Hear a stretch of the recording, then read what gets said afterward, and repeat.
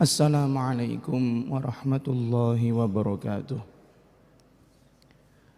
Al-Fatihah. A'udzubillahi minasyaitonirrajim. Bismillahirrahmanirrahim. Alhamdulillahi rabbil alamin. Arrahmanirrahim. Maliki yaumiddin. Iyyaka na'budu wa iyyaka nasta'in. Ihdinas siratal mustaqim. Siratal ladzina an'amta 'alaihim ghairil maghdubi 'alaihim waladdallin. Rabbighfirli wa liwalidayya wa lil mu'minina amin. Bismillah, alhamdulillah, wassalatu wassalamu ala rasulillah wa ala alihi wa sahbihi wa man tabi'a hudah wa la hawla wa la quwwata illa billah, amma ba'd. Allahumma anfa'na bima 'allamtana wa 'allimna ma yanfa'una wa zidna ilma, amin ya rabbal alamin. Fadilatul muhtaramin, para alim, para ulama, para sepuh bini sepuh, hadirin hadirat jamaah Masjid Agung Kudus rahimakumullah wa radhiya ankum wa barakalakum. Marilah sebelum kita lanjutkan ngaji sore, kajian pada sore kali ini, kita terlebih dahulu untuk niat i'tikaf bersama-sama di masjid. Bismillahirrahmanirrahim. Nawaitul i'tikafa fi hadzal masjidi sunnatan lillahi ta'ala. Pada kesempatan kemarin kita sudah sampai pada fasal wa'iddu lahum mastata'tum. Bahwasanya muallif As-Sayyid Muhammad Sa'ad itu memberikan kita sebuah pemahaman bahwasanya untuk berperang jihad fisabilillah melawan orang-orang non muslim yang zalim kepada kaum muslimin, itu jangan sampai nunggu diserang, tapi persiapkan. Firman-Nya Allah, wa a'iddu lahum mastata'tum. Persiapkan sebaik semampu kalian, yaitu apa? Min quwwatin wa mir ribatil khail, yaitu membangun kekuatan dan juga membentuk pasukan-pasukan yang hebat, pasukan kuda. Kalau zaman Rasulullah Sallallahu Alaihi Wasallam, pasukan tercanggih saat itu ya pasukan kuda. Kalau sekarang mungkin tank atau jet tempur dan lain-lain. Yang mana dengan pasukan dan alat perang tersebut turhibuna bihi aduwallahi wa aduwakum. Kalian dengan memiliki persenjataan, kalau sekarang alutsista yang lengkap, canggih dan mumpuni, musuh-musuh Allah dan musuh-musuh kalian dari orang-orang non-muslim menjadi ketakutan, gak sido nyerang kaum muslimin. Dan kita sudah sampaikan pada majelis ini juga bahwasanya kepentingan agama itu jangan dikalahkan dengan kepentingan negara. Ngapunten, sudah kita garis bawahi, kepentingan agama itu jangan mengalahkan kepentingan negara. Kenapa seperti itu? Kita kasih alasannya kemarin, bahwasanya agama Islam, kita sebagai kaum muslimin memeluk agama Islam, perlu menjalankan syariat, sholat, zakat, puasa dan lain-lainnya. Begitu juga saudara-saudara kita non muslim, kaum Kristiani, Nasrani, kaum Buddha, Hindu, mereka juga perlu melaksanakan agamanya masing-masing, tapi butuh yang namanya keamanan. Lah, kita ini hidup berdampingan, Muslim, Nasrani, Kristen, Katolik, Protestan, Hindu, Buddha dan lain-lain, itu hidup berdampingan.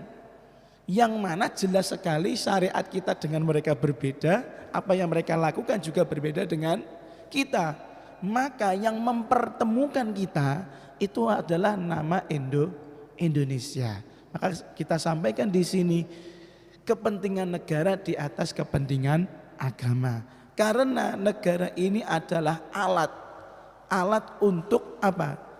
Jaminan bahwasanya kita bisa melaksanakan syariat Islam dengan kemampuan kita. Alhamdulillah terbukti kita di Indonesia sholat ya aman-aman mawon, nggak ada geruduk massa dari kaum yang lain. Begitu juga mereka, kalau mereka memperingati hari raya mereka, kita juga gak mengusik ketenangan mereka. Kenapa seperti itu? Karena toleransi, yaitu karena kita punya titik temu yang namanya negara Indonesia. Maka negara Indonesia ini harus kita perkuat pertahanannya, harus kita upgrade kekuatannya, harus kita benar-benar jaga keamanannya demi kemaslahatan seluruh bangsa Indonesia. Makanya kemarin disampaikan oleh Sayyid Muhammad Sa'ad, di antara untuk mempertahankan Indonesia salah satunya adalah tasni'ul aslihah al-mutatawwirah, menciptakan atau memproduksi alat-alat atau senjata-senjata yang canggih yang membuat musuh-musuh ketakutan. Jangan sampai kita kalah dengan negara-negara lain. Kalau kita ini negara Indonesia, taruhlah kasus kita di Indonesia, Masya Allah, negara kita itu kaya sekali, kaya akan sumber daya alamnya, kaya juga akan sumber daya manusianya. Seandainya negara Indonesia ini kita tidak punya militer dari TNI dan Polri, kemungkinan negara-negara yang lain yang terdekat dengan kita akan mencaplok kekayaan Indonesia. Akhirnya yang terjadi, masyarakat Indonesia menjadi masyarakat yang terjajah kembali seperti zaman Belanda dan zaman Jepang. Kan kita nggak mau itu. Maka walaupun kita tidak ada serangan musuh, nggak ada serangan musuh yang nyata, maksudnya ngejak perang, tapi tetap kita persiapkan.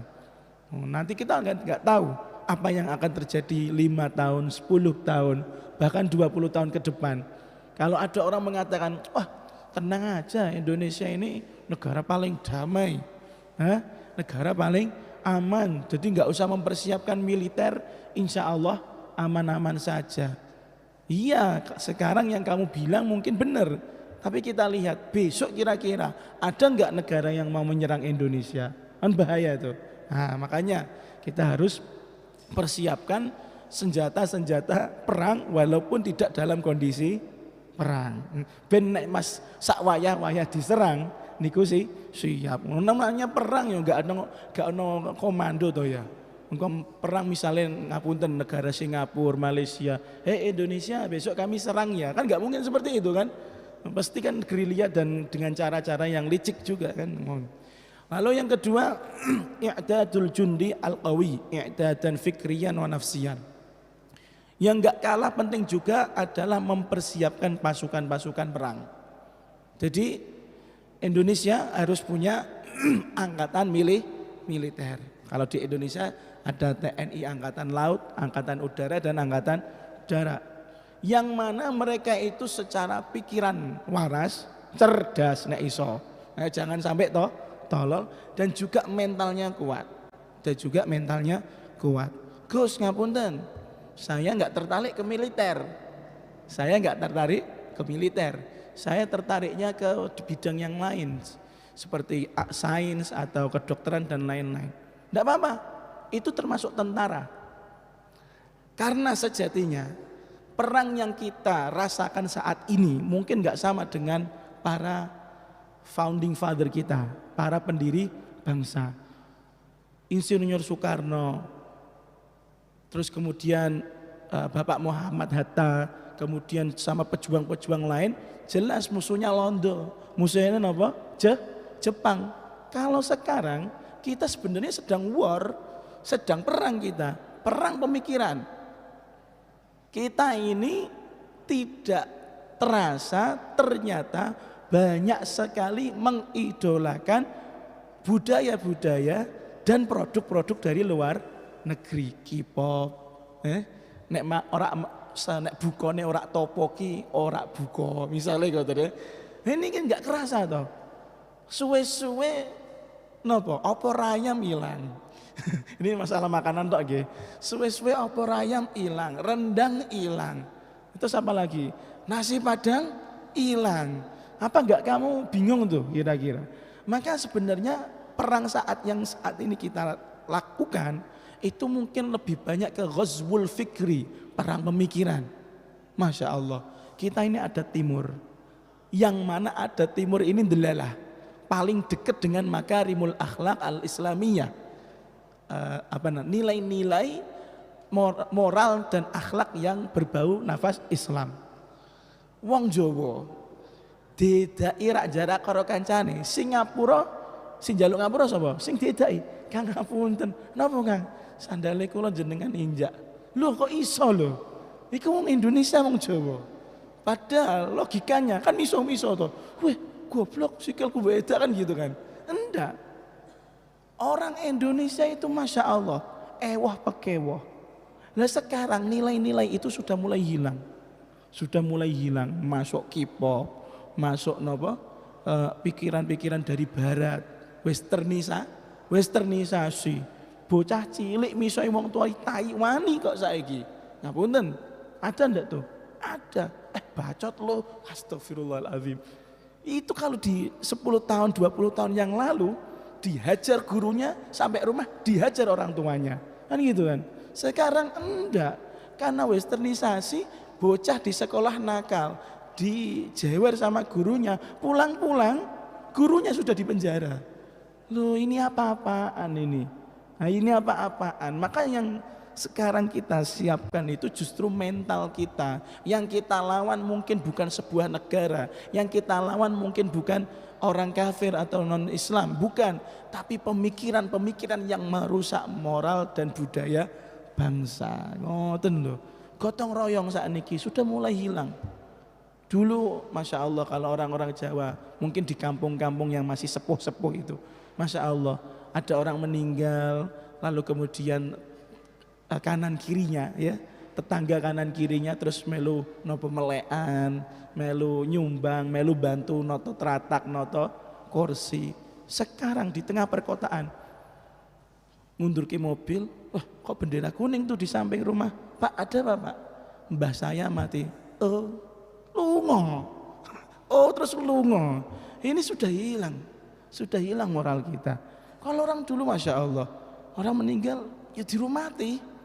Orang meninggal itu kesusahan, maka para tetangganya memikirkan bagaimana makan sahibul musibah, bagaimana mengatur ekonomi sahibul musibah sehingga yang punya musibah ini masih berlalu dengan kesedihannya tapi ditanggung kehidupannya. Ini sama dengan zamannya Rasulullah SAW. Ada sahabat yang meninggal, maka sahabat-sahabat yang lain itu juga pasti bantu. Nah saat ini mboten nih. Mundur ke mobil mau berangkat kerja. Ada apa Pak? Jelas ada bendera kuning la ilaha illallah Muhammadur Rasulullah. Berarti orang mati kan? Mbah saya mati Pak. Oh ikut bela sungkawa ya. Saya mau kerja. Astagfirullahaladzim. Ora takziah, ora apa-apa. Ini kan pengaruh dari budaya barat. Mementingkan kerjaan daripada rasa tenggang rasa. Nah ini hati-hati nom-noman ini. Budaya kita adat Jawa itu tidak jauh dari ajaran agama Islam. Tidak jauh dari agama Islam. Seperti yang saya contohkan beberapa kasus tadi toh, akhlakul karimah, akhlakul karimah, akhlakul karimah. Yang kita pertahankan ini akhlakul karimah. Ngapunten, akhlakul karimah ini kok sampai hilang di jati diri kita sebagai anak bangsa. Ya sudah, pertahanan kita hancur. Pertahanan kita hancur. Wal'iyadu billah. Maka kalau Anda mengatakan saya tidak mau militer, iya. Tapi sejatinya kita semua ini sedang berperang. Melawan apa? Melawan budaya-budaya yang merusak adat dan budaya Indonesia dan merusak moral daripada akhlak Islam. Terus kata beliau termasuk juga untuk mempertahankan keutuhan negara apa? Ijadud daulah dzatil iqtisadil mutakamil wal qadir ala talbiyatil ihtiyajatis syu'ab. Membuat negara yang memiliki perekonomian yang tangguh, yang bisa menutup segala kebutuhan anak bangsa. Kemarin kita sampaikan, kalau bisa kita menciptakan pangan sendiri, nggak usah impor. Kalau perlu bahan-bahan mentah yang berharga dari kita produksi dalam negeri, kita keluarkan ekspor, biar mereka yang beli dengan harga yang mahal. Karena hakikatnya bangsa, negara kalau ekonominya rendah, nggih, ekonominya hancur, niku gampang diserang, gampang jatuh. Banyak sekali negara-negara yang oleng hanya karena tidak bisa mempertahankan nilai tukar uangnya. Walaupun kita tidak mengatakan Indonesia dalam keadaan baik-baik saja, tapi ala kulli hal alhamdulillah untuk saat ini $1 15.000 rupiah itu kita masih bisa guya-guyu. Ya, kayak seperti ini artinya apa? Oh insya Allah Indonesia ekonominya mungkin masih bisa dijangkau lah sama seluruh warga Indonesia. Walaupun ada yang miskin, yang ada yang fakir, nah itu nanti bisa diprogramkan oleh pemerintah. Tapi yang penting apa? Kita semua bangsa Indonesia harus mensupport, harus mendukung apapun yang menjadi program pemerintah demi kebaikan bangsa Indonesia harus kita dukung. Walaupun dewan-dewan tidak terhormat itu wong korupsi-korupsi. Walaupun mereka tidak terhormat karena korupsinya. Tapi program hilirisasi, ini bukan kampanye, sekali lagi bukan kampanye, tanda bawahi. Program hilirisasi mengeluarkan bahan-bahan mentah kita yang sumber daya alam, lalu kita produksi, kita jual ke negara luar dengan harga tinggi, harus kita harus kita sukseskan. Begitu juga UMKM, usaha menengah ke bawah, bos pokoknya UMKM niku nggih. UMKM nek iso tuku ning tanggane dhewe, aja tuku ning ngene produk-produke non Indonesia. Beli produk dalam negeri. Kalau bukan dari sekarang, terus mulai kapan kita akan memperkaya diri bangsa? Karena gini logikanya. Kenapa kita harus beli produk-produk dalam negeri? Ini logika saja. Kue sampean kalau beli barang dari orang tuamu, kira-kira misal beli mobil dari orang tuamu, ya mobil dari orang tua, Pak saya beli mobilnya Pak, lu bekas nang gak apa-apa pakai gini jenengan, saya beli, kira-kira keuntungannya balik nggak ke sampean sendiri? Balik. Orang tua seneng, gak usah rego saya kejutan nang 20 juta ya cukup, untung ora tuh, untung. Begitu juga kita, kalau kita beli produk dalam negeri ini, perputaran uangnya itu kembali ke kita sendiri, enggak bocor ke negara lain. Beda kasusnya kalau kita beli barang-barang yang mahal, tas harus LV, terus apa lagi? Gucci ya, dan lain-lain, ya Allah. Ya akhirnya sing napa niku, tombong niku ora payu. Ora apa? Ora payu. Mereka semakin kaya, mereka semakin jumawa, kita semakin menjadi budaknya negara asing. Na'udzubillah min dzalik. Perekonomian harus kita jaga. Terus kata beliau juga, minal quwwah khalqu jailin mutasallih. Termasuk membangun kekuatan bangsa adalah menciptakan generasi-generasi yang mumpuni, memiliki standar yang bisa menghadapi perubahan global. Ora kagetan, ngoten lho. Jadi sing nom-nom kados ngeten niki ya harus berkembang. Perkembangan kalian jangan hanya di badan saja. Perkembangan kalian jangan hanya di gadget atau maksudnya mabar saja, jangan. Pusreng tok retine, jangan. Harus berkembang dan berkembang. Kalau bisa bikin sesuatu yang inovatif berdasarkan ilmu-ilmu yang modern. Misalnya apa di sini? Kok hawane sumuk terus ya? Ciptakan sebuah alat yang tidak seperti AC tapi dinginnya seperti AC. Karena AC kan katanya mengeluarkan zat yang bisa merusak atmosfer. Kita ciptakan alatnya seperti AC tapi tidak merusak atmosfer. Oh keren. Kalau sekarang gembar-gemburkan kendaraan listrik. Dulu wah dipikir piye iki carane. Kalau setiap orang beli bensin terus, lama-lama sumber minyak kita akan habis. Tukune li umpak-umpakan 200.000, 500.000 gitu ya. Akhirnya dibikin, ngecas 2 menit 100% iso dinggo lunga 100 km kan gitu. Nah, ini sudah membantu bangsa. Karena kita perangnya seperti itu sekarang. Industri 4.0, 4.0. Ini sudah industri digital semua. Santri kok gaptek, ora iso WA-an zaman ini. Nangis. Tidak bisa mengikuti perkembangan zaman. Temenan. Jadilah santri yang betul-betul tahu, oh gunanya WA ini seperti ini, gunanya Telegram ini seperti ini, ya, gunanya Google Docs, Google Drive dan lain seperti ini. Wah, saya ini punya ratusan kitab. Bagaimana biar bisa awet? Foto scan satu-satu, upload ke Google Drive, manfaatnya untuk orang banyak. Yoga kajian, Masya Allah. Saya termasuk orang yang senang kalau kajian itu di shooting seperti ini. Halo. Nah, kenapa? Karena manfaatnya itu kemana-mana. Misal di hari ini kita bisa hadir, yang bisa hadir di sini bisa hadir, ya. Iso ngomong ngerti langsung karo penjelasanku.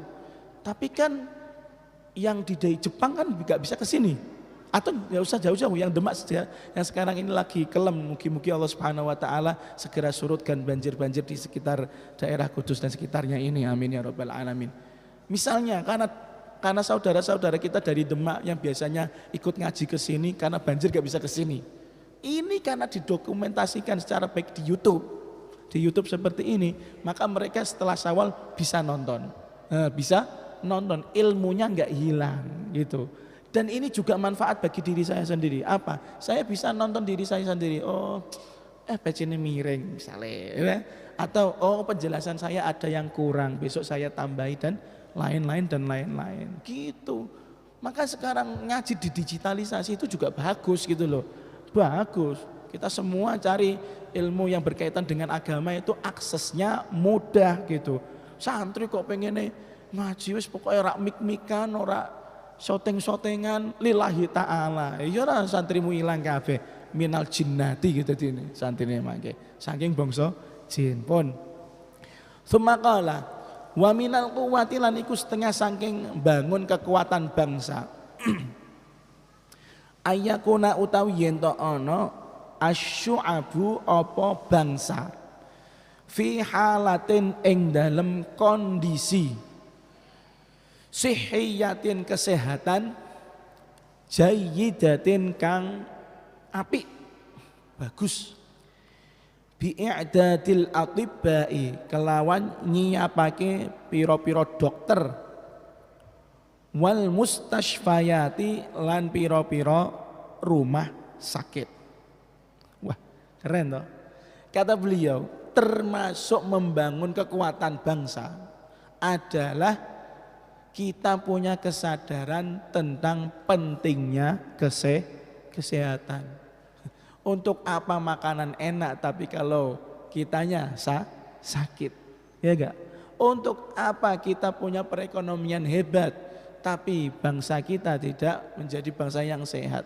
Maka kata beliau, termasuk membangun pertahanan yang paling penting di bangsa ini adalah bikin atau mencetak dokter-dokter yang hebat dan membuat rumah sakit yang canggih.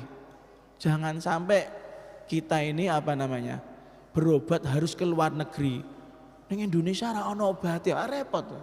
Nek sing sugih enak tinggal ngono, tarik apa? Tarik ATM keluar duitnya. Tapi kalau kita tarik ATM keluar nolnya. Pilipun, akhirnya kesusahan untuk cari kesehatan. Dan Rasulullah SAW termasuk orang yang memperhatikan bab kesehatan ini. Betul. Berapa kali ada peperangan? Iya. Perang itu menimbulkan luka dan menimbulkan kematian. Tapi apa yang dilakukan oleh Rasulullah? Rasulullah memerintahkan wanita-wanita, kalian selain harus bisa perang, juga harus iso nambani korban-korban perang. Berarti Kanjeng Nabi punya apa? Punya konsentrasi pada kesehatan. Jangan kira kedokteran itu dong napa orang ilmu akhirat belas, enggak.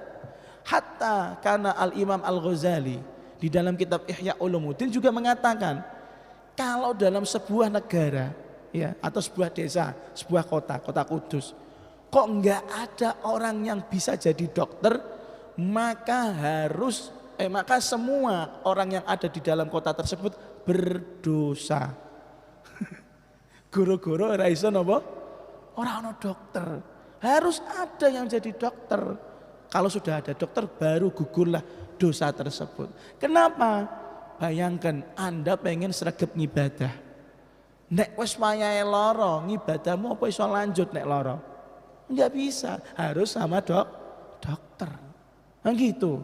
Makanya termasuk mempertahankan bangsa biar menjadi bangsa yang kuat, konsentrasi di bidang kesehatan harus diperhatikan. Caranya bagaimana? Ciptakan dokter-dokter yang hebat, bangun rumah sakit yang canggih dan bisa menjangkau semua orang. Dan alhamdulillah pemerintah juga memperhatikan hal tersebut melalui BPJS dengan pro kontranya. Ngapunten, kita sebut secara nyata pro kontranya BPJS kan banyak gitu.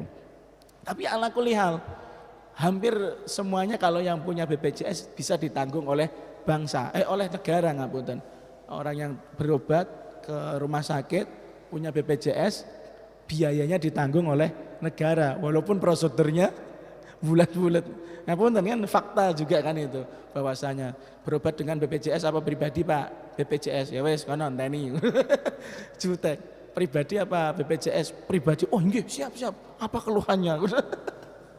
Kalau yang BPJS datang, alah kowe nek Kang dek wingi wis kok iki meneh. Allah karim. Wes pokoknya seperti itu. Terus terakhir wa kullu ma yu'addi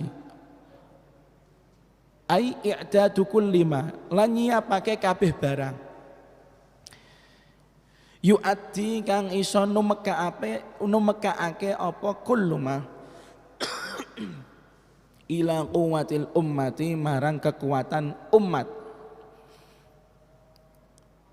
Tadammanat kang mengandung hu ing kullu ma hadhil ayatu apa ikilah ayat Allah. Dan kata beliau, persiapkan juga semua sisi kehidupan bangsa yang bisa untuk apa? Mempertahankan kekuatan bangsa. Dalam konteks kita bangsa Indonesia. Kalau tadi dikatakan militer harus siap, apalagi perekonomian harus kuat, kemudian apalagi kesehatan harus hebat. Begitu juga di bidang-bidang lainnya. Pendidikan juga paling penting, ya. Pendidikan, budaya, adat istiadat, bahasa. Loh iya.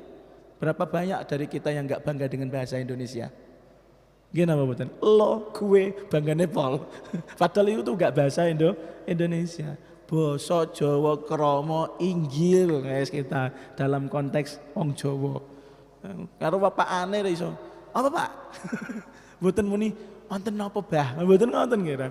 Ya Allah, bahasa saja kita sudah terkikis. Hono coroko. Do eling itu mriki. Saya sendiri gak eling, saya karena terlalu ngaji kitab jadi gak begitu paham. Tapi kan budaya dari leluhur kita itu bagus banget, bisa buat untuk apa? Dakwahnya Wali Songo ngapunten Mbah Sunan Bonang itu nggak pakai qala ta'ala qala Rasulullah sallallahu alaihi wasallam, enggak, cuman ngendikan apa sing niku lho moh perkara limo, apa itu saya lupa, pokoknya intinya dengan bahasa Jawa pendekatan kultural. Jadi enggak harus buka kitab, enggak harus apa? Khotbah, nyatanya ngobrol mawon bisa jadi ilmu, dan itu yang lebih mengena ke bangsa Indonesia. Kalau sithik-sithik Anda meninggalkan bahasa Jawa sementara audiens Anda masih orang-orang Jawa, ya repot. Nafasnya Nabi Muhammad sallallahu alaihi wasallam, ilmunya Nabi Muhammad sallallahu alaihi wasallam itu memang Arab ilmunya, karena memang pakai bahasa Arab, tapi jiwanya dia gak pakai jiwa bangsa Arab, menyeluruh ke seluruh bangsa. Jiwanya bisa ke jiwanya orang Jawa, jiwanya bisa ke jiwanya orang Eropa, ke orang Amerika, orang Asia, Cina, semuanya bisa menerima agama Islam. Makanya Islam itu menjadi rahmatan lil alamin. Makanya ojo saklek sampean, khususnya yang bangsa Jawa. kudu iso krama inggil. Karena Masya Allah, ini salah satu contoh ya dari segi bahasa. Ini bahasa Jawa kalau hilang, mungkin toto kromo akhlakul karimah kita juga akan hilang. Di bahasa Jawa kromo inggil itu luar biasa. Mangan wae niku ana bahasane beda-beda. Nggih. Nek karo kancane dah badok apa dah? Nggih to, Pak. Nek karo kanca sing sedulur monggo dahar, kan?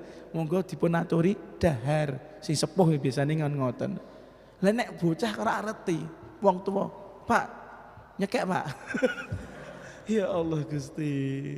Hilang ini. Maka alhamdulillah ala hadhihi ni'mah kita dijadikan oleh Allah Subhanahu wa taala sebagai bangsa Indonesia, khususnya suku Jawa yang mana kita ini akhlaknya lebih dekat dengan akhlak Islam. Wong diedaki sikile kok sing njaluk ngapura sing diedaki kan lucu itu, Masya Allah.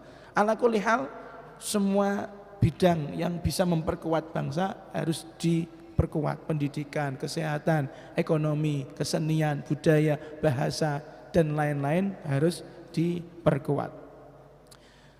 Dan mungkin satu lagi sebelum kita pindah ke bab lain, adat istiadat, budaya adat istiadat. Mungkin di adat Indonesia ada beberapa adat atau budaya yang tidak sama dan berseberangan dengan ajaran agama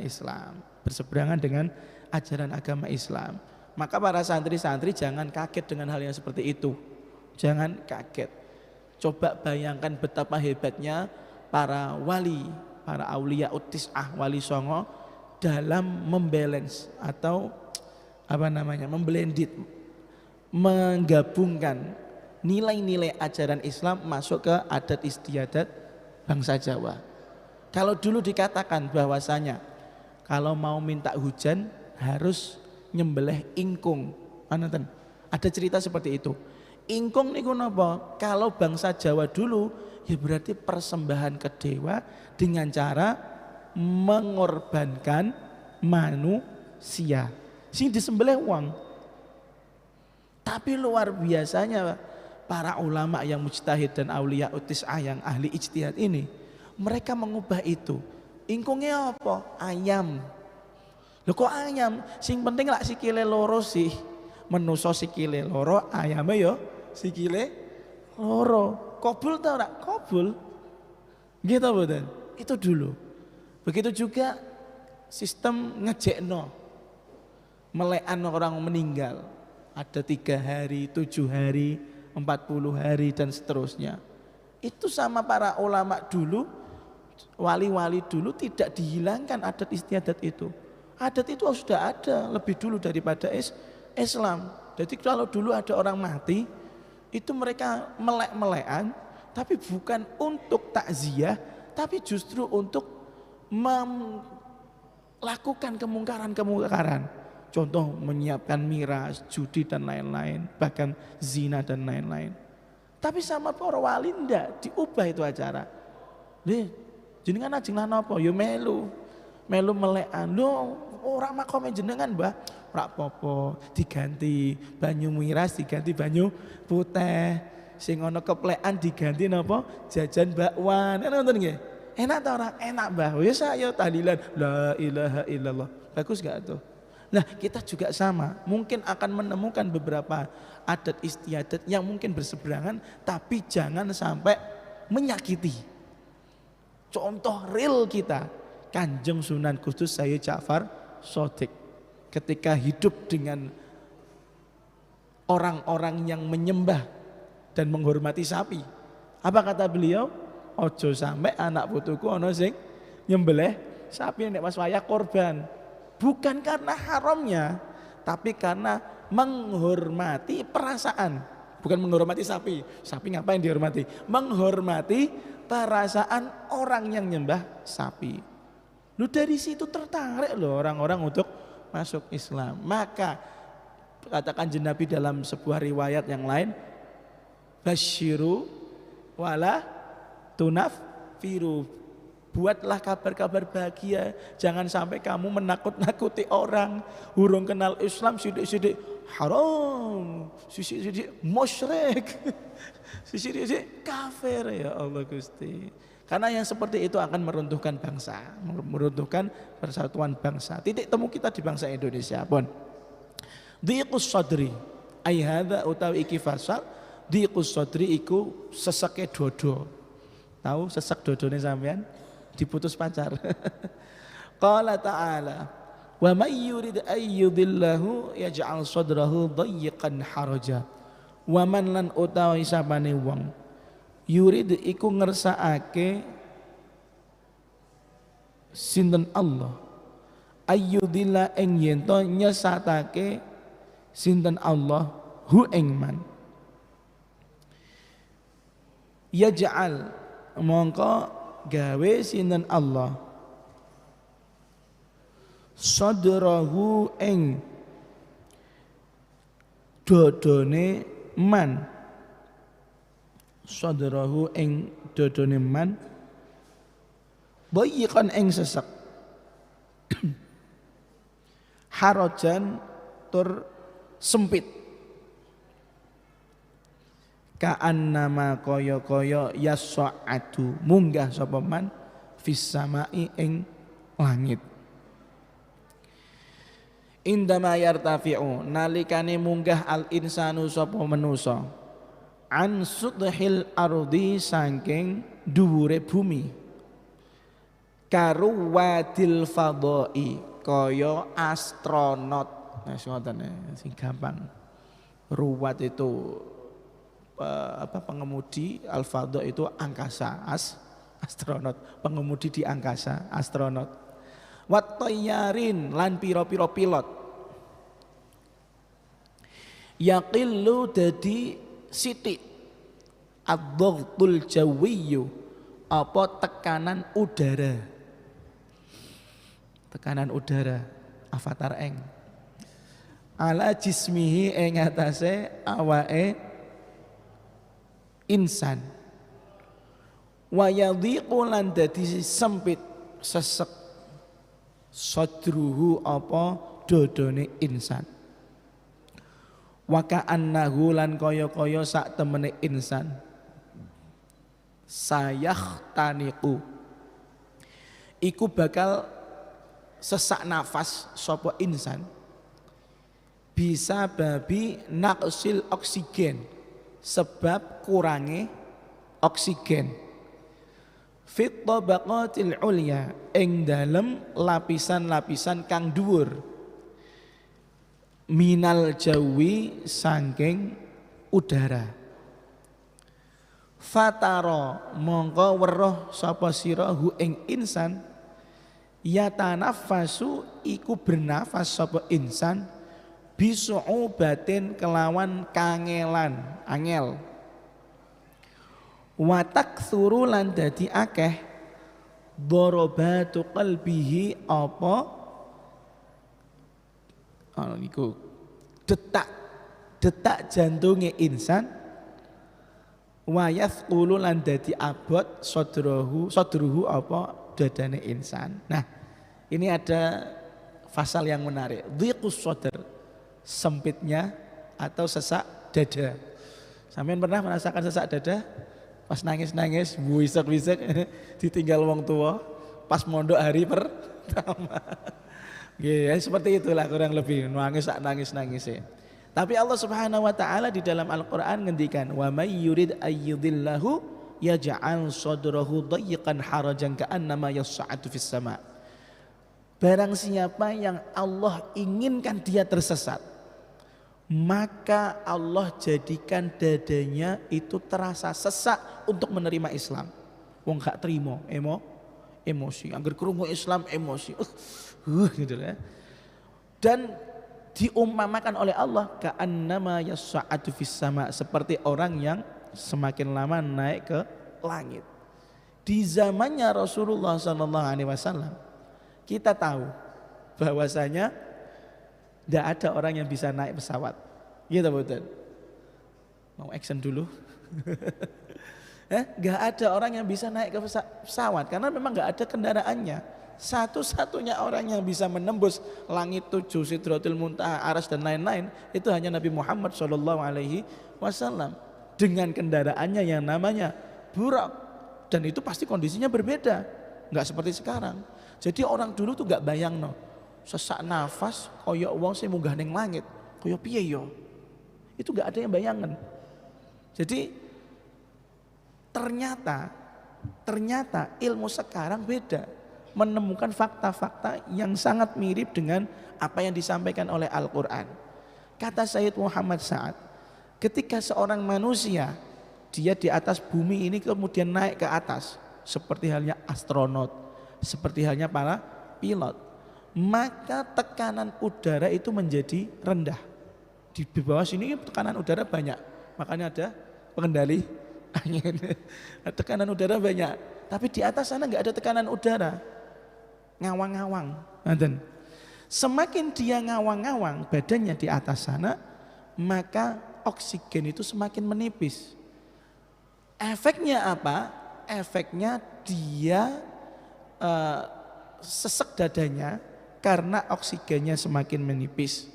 Maka kita lihat orang-orang yang nggak pakai masker oksigen ketika ke astronot itu, ketika dicopot ngoten misalnya, kemudian dijarun yang bulan ngoten misalnya, itu dia nggak bakal bisa hidup karena di sana nggak ada oksigen. Ini sudah dibicarakan oleh Al-Quran, ka'annama yasa'adu fis sama. 1400 tahun yang lalu ini hal bingungake, tapi 1400 tahun setelahnya menjadi hal yang lumrah. Lucu gak tuh? Padahal ini kemukjizatan Al-Quran, memprediksi hal-hal yang belum pernah tercapai oleh manusia saat itu. Nah, mukjizat apa boten niki? Mukjizat. Makanya sekarang niki maca Quran kok rasanya ora mukjizat karena nggak bisa nopo, nggak punya pikiran Qurani gitu loh. Mbok ya mikir, kamu hidup di zamannya Rasulullah, tahu nggak informasi-informasi ini? Nggak tahu kan? Tahunya baru tahun sekarang kan gitu. Makanya coba dipikir, oh iya ya, hebat Al-Quran, bisa tahu sedetil itu. Padahal di saat itu belum ada riset langit, yang cuman bisa naik turun langit itu malaikat Jibril dan para malaikat yang lain. Gimana mau wawancara malaikat Jibril? Nggak bisa dong kan ya. Gitu. Hadat tashbihu utawi ikilah perumpamaan. Istakhdama gunakake hu ing hada Allahu sinten Gusti Allah Ta'ala Jallat Maha Agung, qudratuhu apa kekuasaane Allah, wahyalan utawi waqi'ah ngoten, wahyalan utawi iki waqi'atun iku kejadian ngoten, ilmiyatun kang ilmiah, asbata netepake ha ing waqi'ah al ilmu apa sains haditsan ing dalem mangsa iki, walam yakun lan ora ana al awwaluna sapa wong-wong dhisik kang awal-awal ya'rifuna iku perso weruh sapa awalun an halatil insani saking keadaane manusa, wahwa hale utawi insan yatiru iku mabur sapa insan fil fadhail khariji ing dalem angkasa luar, sa'idan hale munggah ilas samai marang langit, layak rifuna lam ya'rifuna apa ayya syai'in ing sithik-sithika, ayya syai'in ing sithik-sithika. Wa hadzalan utawi iki minal haqaiqil ilmiyati, iku setengah saking fakta ilmiah. Hakikat itu fakta. Allati kang taktashifu kang kebuka apa allati yauman ing dalam siji dina ba'da yaumin ing dalam sak ba'dane dina kang liya.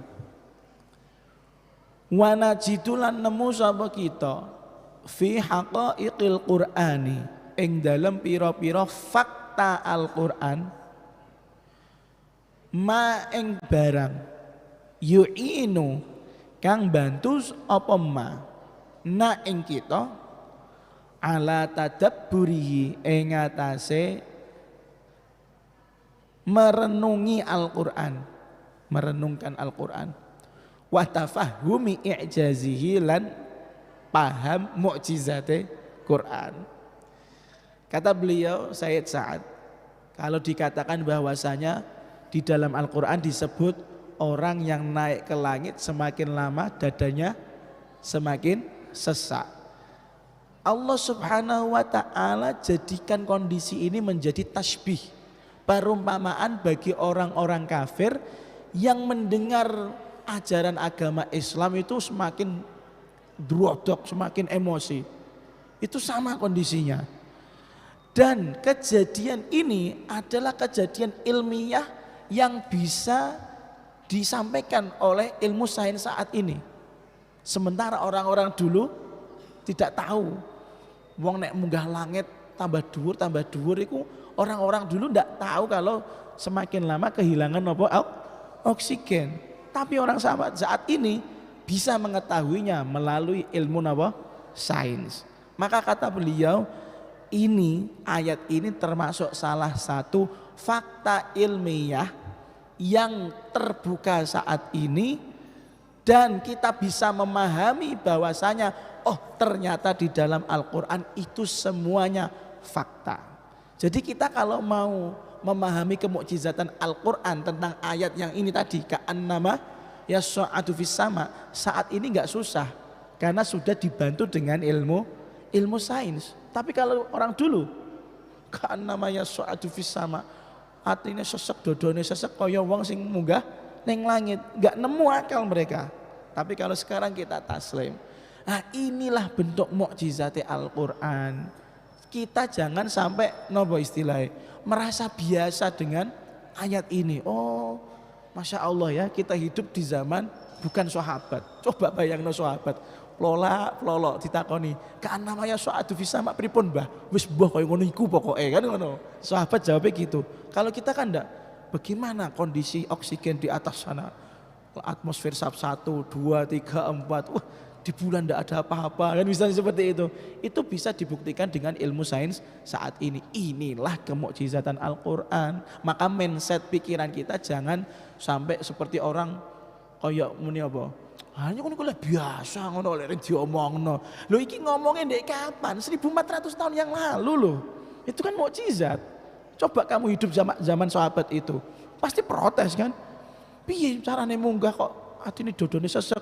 Logikanya bagaimana? Zaman saat itu enggak bisa menjawab. Tapi kalau sekarang kan bisa menjawab. Hebat enggak tuh? Hebat. Nah gitu loh.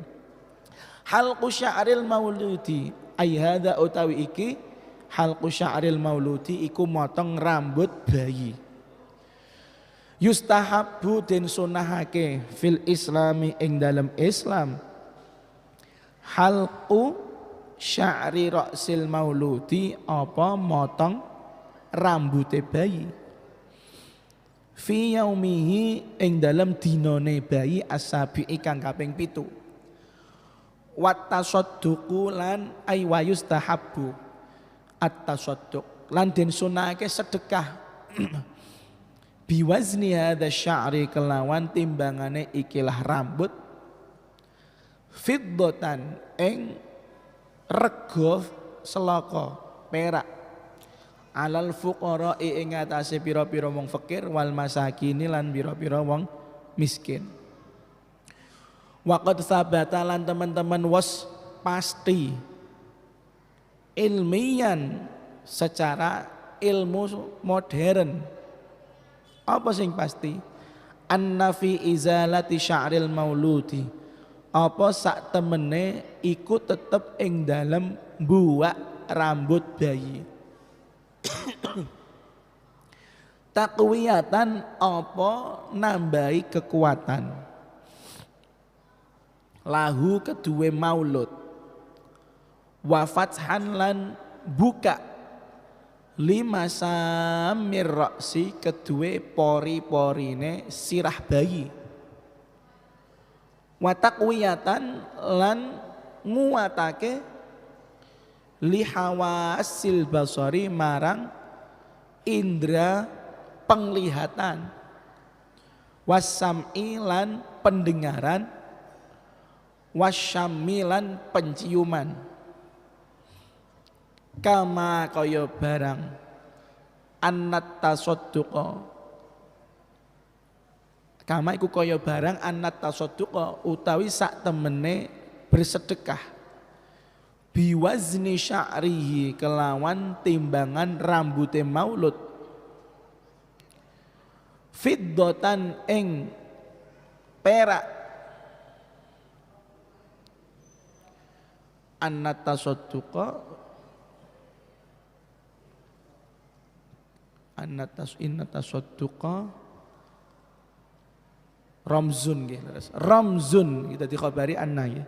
Ramzun iku dadi tenger litakafulil ijtimai kedue solidaritas sosial ngoten mawon. At-takaful solidaritas. Wat tarahumilan kasih sayang. Pun. Pembahasan yang juga mungkin menarik.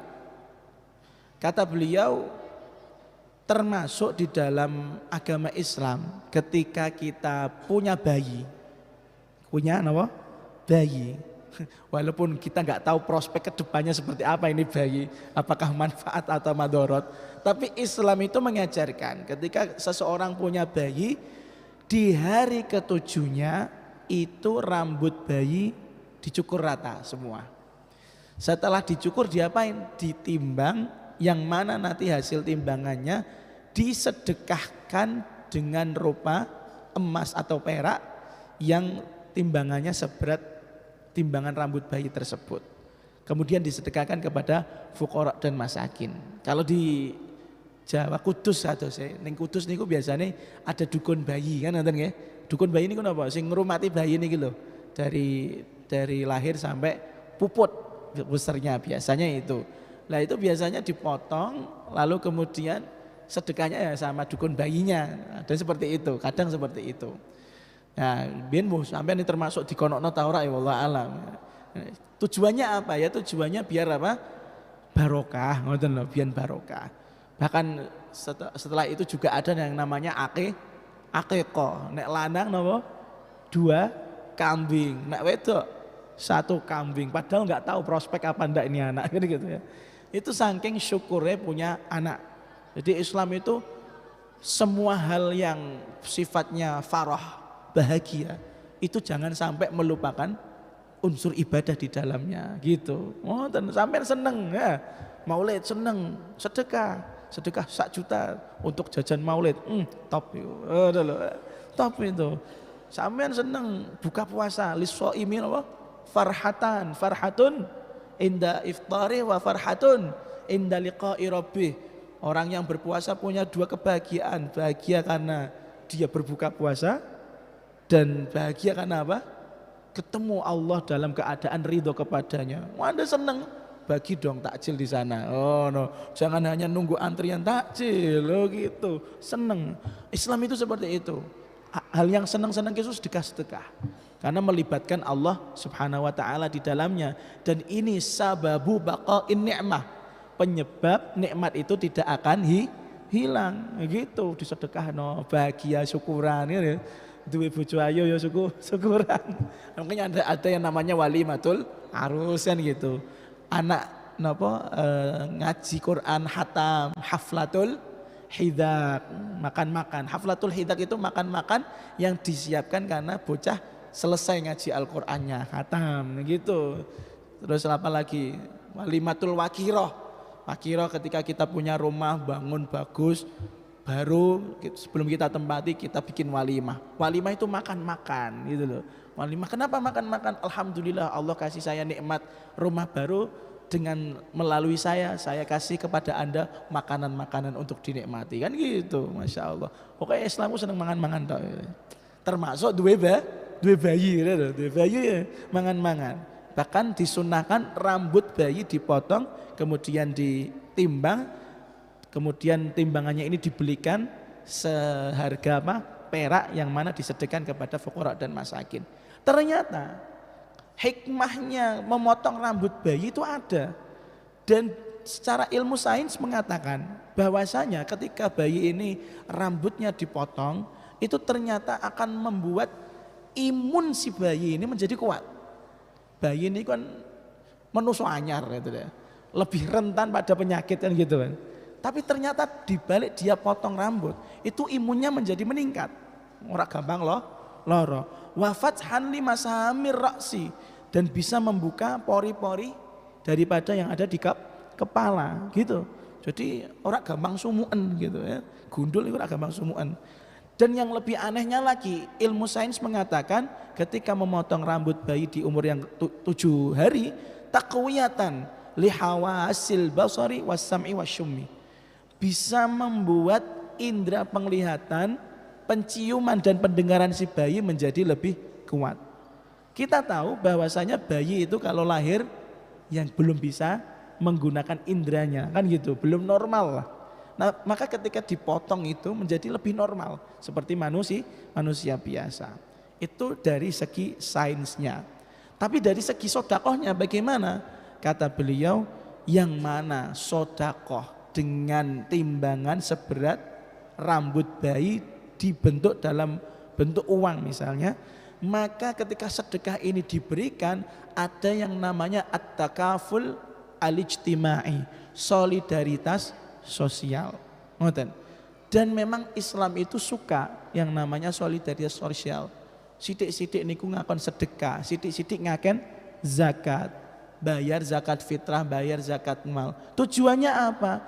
Untuk ada solidaritas dari orang kaya dengan orang yang miskin. Dan juga yang saya sampaikan tadi bahwasanya Islam itu seneng bunga-bunga. Nek bunga-bunga seneng mangan-mangan, dan enggak harus mangan-mangan, enggak harus makan-makan, bisa dalam bentuk sedekah. Kalau saya saat ini kalau ditanya, Gus, seneng sedekah rupa duit apa sedekah rupa pakanan? Saya bilang duit. Ini bisa jadi menjadi salah satu alternatif. Enggak harus makan-makan, enggak harus makan-makan. Intinya kalau kita bahagia, orang lain juga sedikitlah menerima cipratan kebahagiaan kita. Ojo koyok sampean cah pondok lawe tempe, dia beli ayam goreng di KFC bawa pulang. Bawa pulang delik-delik ojo konangan kancane. Lah kelalen 2 minggu. Nah, dipangan semut. Naudzubillah min dzalik. Karena pelit sih. Nah gitu loh. Karena pelit. Seandainya dia solidaritas, ya sidik-sidikan semuanya dapat, dan itu lebih barokah. Kan kita sudah sering baca hadisnya Rasulullah SAW yang mengatakan bahwasanya makanan yang dimakan bersama-sama itu cukup untuk semuanya.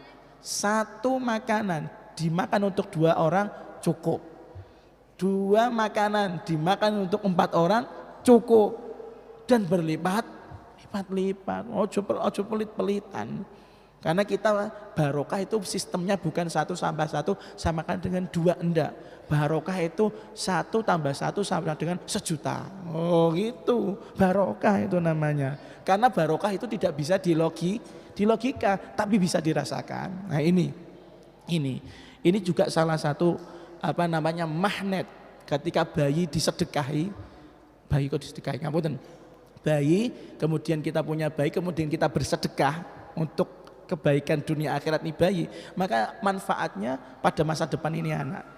Lah mungkin bocah-bocah saiki ora patin nganut, bocah nuakal gitu. Kemudian adabnya naudzubillah, pinter ora goblok iya misalnya gitu kan. Itu mungkin dari cara pembuatan keliru. Mboten pakai Allahumma napa janibnas syaiton, asal seruduk dadi. Kemudian setelah jadi lahir tidak di treatment atau tidak dirumati dengan cara-cara yang islami. Wes lakoke langsung dukone rumah sakit, ora ana adzan-adzanan, wis pokoke lanang tak wedok, lanang huri ngono tok lho. Ya Allah Gusti.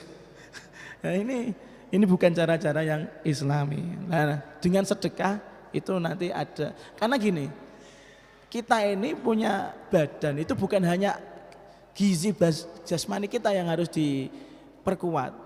Gizi rohani kita juga harus diperkuat. Ini masih kurang pirang menitnya. Nah, tinggal 2 menit. Seperti halnya puasa, untuk penutup ini. Seperti halnya puasa. Ngapunten.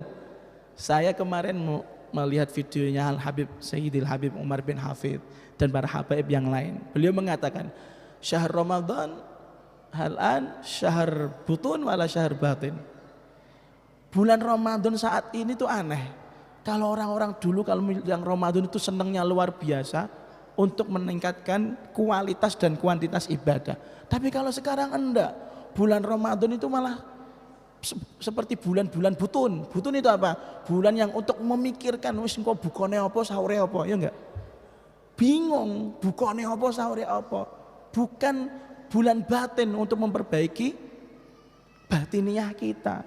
Maka jangan aneh, ada orang masuk Ramadan sampai keluar Ramadan halnya sama, keadaannya tidak berubah. Yus sadurunge Ramadan dapurane mengkono, bar Ramadan tambah parah. Ya karena dia tidak menjadikan Ramadan sebagai asupan gizi ruhaninya. Sementara Ramadan itu di mana kita diwajibkan oleh Allah Subhanahu wa taala untuk berpuasa, itu tujuannya banyak. Di antaranya apa? Belajar zuhud. Ya, belajar ngerasakno apa sing dirasake kaum muslimin yang fuqara dan masakin. Enggak kok. Malah yang aneh nih, yang aneh. Baru Ramadan kelewat sehari. Lebaran H-28 hari. Lu piye? Wis mikir bodone kayak apa? Ya akhirnya gimpon pikirannya sandang pangan. Makanya laisal id liman labisal jadid walakinnal id liman ta'atuhu tazid. Hakikatnya hari raya itu nanti itu bukan bagi orang-orang yang punya makanan enak-enak, kendaraan baru, bukan rumah baru, enggak. Tapi annal id liman ta'atuhu tazid. Hari raya itu bagi orang-orang yang bisa meningkat kualitas dan kuantitas taatnya. Nanti kita lihat setelah Ramadan ini, puas gak dengan Ramadan? Kalau puas dengan THR-nya, berarti Ramadannya hanya mikir THR. Tapi kalau Ramadan puas dengan Masya Allah, bisa beribadah, tahajud, qiraatul Quran. Setelah Ramadan dilanjut lagi, nah ini tanda-tanda insya Allah minal mu'minin al-muhaqqiqin, orang-orang mukmin yang berhakikat, yang benar-benar nyata dalam melaksanakan puasanya. Bukan puasa yang mikir wah ini buka apa enggak, tapi puasa yang mikir ya Allah kabulkan semua amal-amal kami diterima, amin ya rabbal alamin. Itu maqala insyaallah fi ma ba'd, di hari besok kita akan lanjutkan. Bismillahirrahmanirrahim. يا ربنا اعترفنا بأننا قد عرفنا وأننا أسرفنا على لظى أشرفنا فتب علينا توبة تغسل لكل حوبة واستر لنا العورات وآمن الروعات اغفر لوالدينا ربي ومولودينا والآل والإخوان سائر الخلان وكل ذي محبة أو جيرة أو صحبة المسلمين أجمع آمين ربي اسمع فضلا وجودا منا بالمصطفى الرسول نحظى بكل سول صلى وسلم ربي عليه عد الحب وآله وصحبه عدد ضش الحمد لله في البدء والتناهي والحمد لله في البدء والتناهي صلى الله على سيدنا محمد وآله وصحبه وسلم والحمد لله رب العالمين ثم السلام عليكم ورحمة الله وبركاته.